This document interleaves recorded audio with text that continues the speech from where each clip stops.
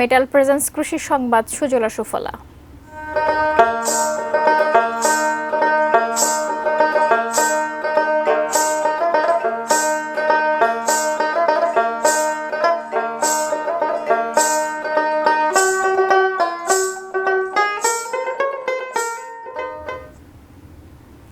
টাঙ্গাইলের বিভিন্ন এলাকায় জনপ্রিয় হয়ে উঠেছে বস্তায় আদা চাষ।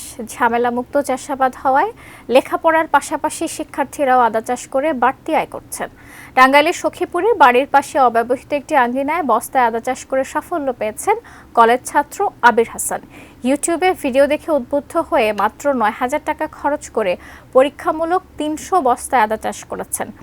সব খরচ বাদ দিয়ে প্রায় লাখ টাকা লাভ করতে পারবেন বলে আশা আবিরের মতো আরও অনেকেই বস্তায় আদা চাষে ঝুঁকছেন। প্রতি বছর দেশে ৩ লাখ মেট্রিক টন আদার চাহিদা রয়েছে। এর মধ্যে ১ লাখ মেট্রিক টন বিদেশ থেকে আমদানি করতে হয়।